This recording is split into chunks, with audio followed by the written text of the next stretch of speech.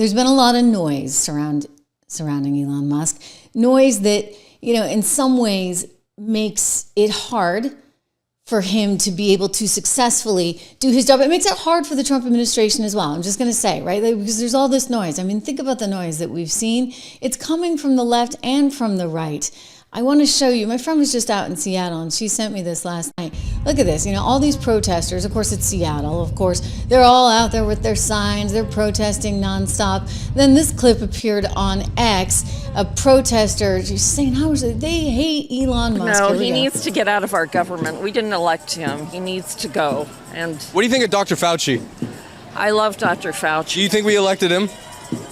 He was appointed by our president, so okay, you get the picture, right? So there's a lot of hypocrisy, shall we say, there amongst many members of the left. But Elon was taking it from all sides, okay? He was taking it from all sides because Bannon, who I love, wasn't such a fan either. And I'm not entirely sure what this was about, except that maybe on the one hand, Bannon didn't love some of the talk about, for example, and I've said this as well, promises of a $5,000 DOGE check. Like there's no way an HE I ran the math. My colleague over at 76 Research, Rob Horton, ran the math. Like we were looking at this, like, there's no way, no matter what you did, like maybe not even 5 cents. Like you're not going to get that kind of savings just yet. I mean, hopefully down the road, but that seemed to be full of hot air, shall we say, and it's something that Steve picked up on as well. And so there's been, I think, this momentum coming from all sides against Elon, which is unfortunate for Elon, unfortunate for Trump. But I would add this, maybe it's better if Elon Musk is kind of in the background here. Take a listen to Bannon. If you can work out the mathematical formulas and the engineering complexity of sending a colony of human beings to Mars and keep them alive, you can work through the math on this and it's a bald-faced lie. And here's how I know it's a bald-faced lie, because you cratered as soon as we got up in your grill. Oh, okay, fine. Well, I won't fight to the death. I'm not going to fight to the death and show what kind of new types of warfare. Why don't we reform? We need reform. And you're going to some BS answer and you think we're going to buy that? Where did you come from, dude? Here's what you need to do. You need to study modern political history of the fights we've been through for 12 or 14 years to get to this spot. You think this just because people are just wandering around? People have worked for over a decade pounding this. And that's how relentless the established order is. Because Baccia told you, They're making a lot of money and they have control. And this is about money and power. It's not about race. It's not about gender. It's not about ethnicity. It's not about religion. That's what they want you to believe it is. So you're like a bucket of crabs at each other's throat. It's not about that. It's about money and power. And Karl Rove's going to get his 54 big donors down there. They're going to figure out how to stop Trump or how to compromise it. And they'll use Ted Cruz, or they'll use Little Marco, or they'll use Jeb Bush, or they don't care who they use. They'll throw up some chop block. They'll misdirect you. Oh, look at this. In that, there's some racism over there. You white folks, go look at that. That's a Fox specialty. We don't fall for that. So don't think you're going to come back and, oh, you know what? Well, what we need to do is increase it here and cut that cost there. Screw you, you clown. And then you got to suppress us. Oh, they're, blacklisting you, whatever they do. I don't care what they do on Twitter. I could care less. We're banned on every platform in the world, and this show is one of the most powerful in the world. Why is that? Because the content of the show resonates with the most powerful audience in the world. Working men and women that happen to be citizens of this great republic. This is a defining moment. Some of the people say, "Oh, Steve, we gotta have a group hug. You can't do this and let the Democrats." No, we're not having group hugs. We're not having pats on the head. You got to get this straight. First off, you got to get. Hey, I've said many times that Elon came and Elon's money helped organize the grassroots effort. In his engineering mind, he saw what the problem was as we saw it, and he supported it. And for that, he gets a place at the table. There's no doubt. You should. It's $250 million in June, not an entire cycle, in 5 months. But that dinner with Sachs And that check from Elon came at Biden's, when Biden, in the debate or right before the debate, and Biden, they kind of saw the numbers of where this thing was heading. They're recent converts, and we love converts. Hell, I'm a Catholic. We used to be in the convert business. Not so much anymore. We can't keep what we got. But in the old days, half the saints are missionaries. We love in converts. But the converts sit in the back and study for years and years and years to make sure you understand the faith and you understand the nuances of the faith and understand how you can internalize the faith. Don't come up and go to the pulpit in your first week here and start lecturing people about the way things are going to be. If you're going to do that, we're going to rip your face off. Because you can't beat us. All right. We're not beatable. This army of the awakened is not beatable because we're relentless and we will never surrender and we will never slow down. Okay, but Elon did help, all right? And that's what you heard Bannon say in between all of that. He's sort of saying, hey, kid, you sit in the back row. Sure, we'll take your money, but you're just, Johnny come lately. And there are people that have been fighting this battle and have, by the way, sacrificed a lot. Whether it be Steve, for goodness sakes, the guy went to jail. Yours truly, right? Getting, kicked out of her seat. That's okay. It all worked out in the end, right? In March 2020.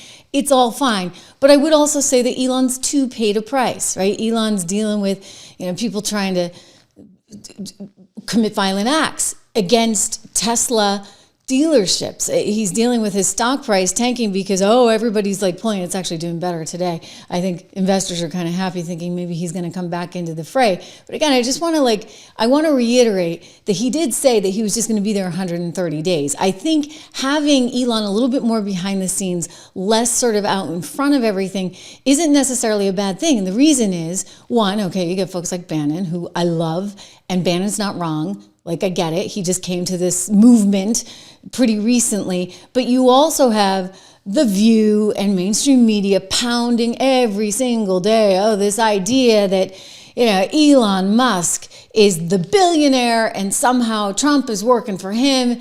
And that message, unfortunately, was something that I think captured the minds of a lot of people that think, he's just doing Elon's bidding. And that's not necessarily a message that you want going down. So is the timing sort of coincidental? You think about Wisconsin and the lack of success there, the Democrat judge being elected, and despite all the money that was put into that. And then you think about some of the messaging and some of the hiccups they've had along the way. I would just say this, you know what? The very best messenger that we have on the economy is one Donald Trump himself. He's the guy that has made trade deficits exciting again. He's the guy with the Liberation Day movement and Make America Wealthy again. We're going to get to all of that because he's made the importance of trade front and center. And so while you have the tech guys and the tech bros, and they're really, really important because, trust me, we need to be moving forward in this economy. We don't need to be moving backwards, but we still need manufacturing too. Think about it from a national security standpoint, from an economic standpoint. All of the reasons that you need a thriving middle class in America, that all relates back to having a strong manufacturing base, which means you can't be running off doing things like NAFTA. Thank you very much, Bill Clinton. Which means you do need a level playing field when it comes to trade. Donald Trump gets that. But he also gets the importance of being front and center on the technology front, which is something that Elon understands, something that the cryptos are, David Sachs understands, something that a lot of the people, I think you've got a very smart team. Scott Bessent there, a sophisticated financier there as Treasury Secretary. So lots of reasons still to be extremely positive on everything that's happening right now. But I think having Elon involved, at least from the 60,000 feet viewpoint, where he's able to then go out and implement some of his data, that's going to matter. That's really important because think of what he's found. I want to go back to his interview there on Fox where they're talking about all kinds of crazy stuff that was just discovered courtesy of these algorithms. That's a jaw-dropping number. Where did all those people come from? Well, it made my jaw drop too when I saw it. We were in Social Security looking for fraud, waste, and abuse. And to do that, we actually looked at the enumeration system, the system by which people get numbers in America. and we found that there were just about 5+ million of them that came into the country as illegals, were giving various forms of parole or allowed in the country, and they got through an automatic system, Social Security numbers, so they get into our benefit systems. And we tracked that through and found that they were on the benefit programs. And just because we were curious, we then looked to see if they were on the voter rolls. And we found in a handful of cooperative states that there were thousands of them on the voter rolls, and that many of them had voted. That's crazy, because you cannot vote in a federal election, but I think in certain local elections you can. But, you know, once you get a Social Security number, that helps you do a lot of stuff. I know, Antonio, part of this started with a program from, I think, 2017 that got started, where if people came into the country and they were authorized to work, they would automatically give them a number.